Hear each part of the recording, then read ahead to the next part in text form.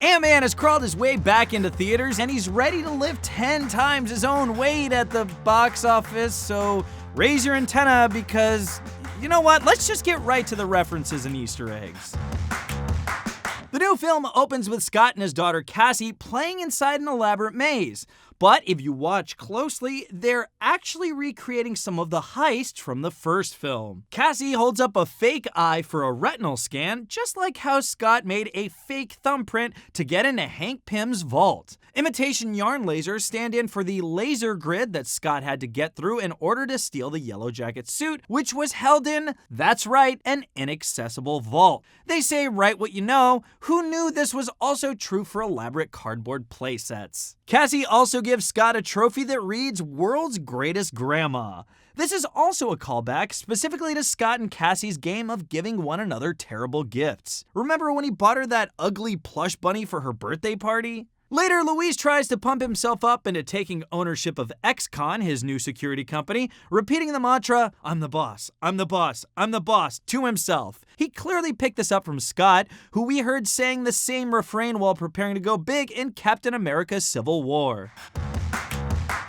XCon itself is sort of a play on the original Marvel comics as well. Scott Lang once founded his own security firm called Ant-Man Security Solutions in South Beach, Miami, along with former rival Maxwell Markham, aka Grizzly. Walton Goggins plays the greedy arms dealer Sonny Burch in the movie, who's lifted from the pages of Ant-Man comics. He's the former CEO of Cross Technologies, the company Darren Cross was creating out of the old Pym Technologies in Ant-Man.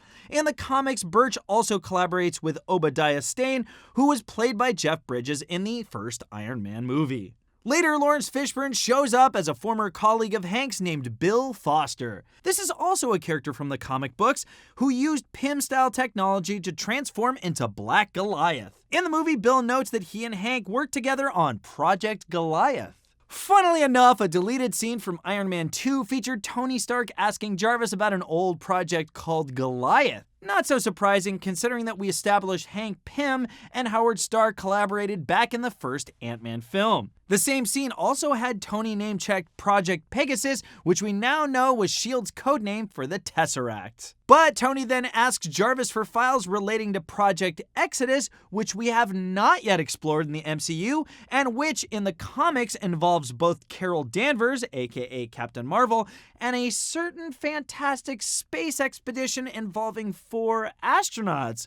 What? But let's get back to Ant-Man. Hannah John Kamen's Ghost character also references a villain from the comics, though she's usually an Iron Man villain and a he. In the movie, Ava has a very different backstory and origin that actually works in some additional Marvel lore. We briefly see her father, the bald-headed scientist Elias Starr, in flashbacks. In the comics, Starr is actually the longtime Ant-Man nemesis Egghead. Not to be confused with the Batman villain, that's a totally different Egghead. Of course, it wouldn't be a Marvel movie without a Stan Lee cameo. He's the guy whose car gets shrunk during the big chase scene who chalks it up to yet another LSD flashback.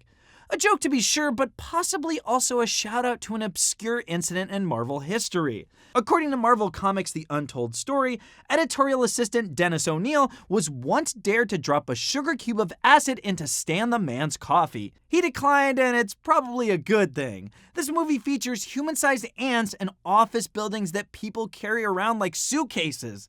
This guy doesn't need drugs. And because this is the very first trip back to the MCU post-Infinity War, a post-credit scene shows us all the Pyms and Van Dynes getting taken out by Thanos. If you stay until the very, very end, the credits say Ant-Man and the Wasp will return, but with a question mark? Curse you, Thanos! Worse yet, we leave Scott still stuck in that pesky quantum realm where time and space lose all meaning, which is a real bummer because who doesn't love time and space? Janet Van Dyne warned Scott not to get caught in a time vortex, which sounds bad, but could also relate to a major theory about time travel playing a role in the future of the MCU. I mean, access to a realm where time and space lose all meaning could prove pretty useful if you were, say, trying to reverse a certain finger snap made by a certain oversized purple guy wearing a certain magic glove. So this is almost definitely going to come back in Captain Marvel and Avengers 4, y'all. Take notes. Another major theory surrounding the ending of Avengers Infinity War is that after Thanos snapped his fingers, instead of just dying outright, our heroes ended up trapped inside the Soul Stone in a sort of soul realm? Could Scott use the quantum realm to access the soul realm and retrieve all those other Avengers? Infinity War directors, the Russo brothers, have teased that the quantum realm will have a significant role to play in the future of the MCU, though there are precious few clues in Ant-Man and the Wasp itself. Actual real-world quantum physicist Dr. Spiro Michalakis, one of Marvel's consultants on the movie, teased that the quantum realm will give a better understanding of Carol Danvers and her place in the MCU. Also, it may be worth mentioning that the Marvel Universe has a totally separate antimatter component called the negative zone that's pretty visually similar to the quantum realm and that we visited before in, wait for it, Fantastic Four comics. We're through the looking glass here, people. By the way, Hank Pym's lab from Ant-Man and the Wasp, complete with a tunnel allowing travel into the quantum realm, was actually among the largest single standing sets ever constructed for an MCU movie. Not content to leave it at just Marvel references, Ant-Man and the Wasp riffs on a whole bunch of pop culture. Hey, this is the Marvel comedy franchise, so Scott Lang does what he wants. After their first terrifying encounter with Ghost, Scott's friend Kurt suggests that she may be the Baba Yaga. This is a real supernatural being from Slavic folklore, and it's not just the Ant-Man franchise that has recently made reference to her. In John Wick 2, Peter Stormare's character also compares Keanu Reeves to the Baba Yaga, which he explains is basically like saying he's the boogeyman. At one point, while he's bored and waiting out his house arrest, Scott watches the classic comedy Animal House on TV. The specific scene features Donald Sutherland as Professor Dave Jennings blowing his students' minds with science facts. Here's some of the dialogue. Our whole solar system could be like one tiny atom in the fingernail of some other giant being. That means one tiny atom in my fingernail could be one little tiny universe. Kind of foreshadowing the quantum realm where Scott will soon find himself stuck, possibly for all eternity, right? But before all that fun stuff, there's time for a little whale watching.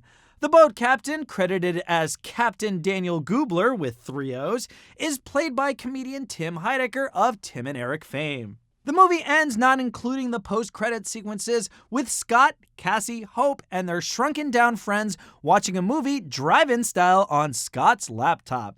The film in question is 1954's Them, which featured giant man-eating ants that threatened to destroy all of human civilization. Well, that's it for Ant-Man and the Wasp Easter eggs, and just in time too, because I've got ants in my pants. Wait, what? That one doesn't even make sense. Who's writing these? Like, I can spot Animal House clips. It's not that hard.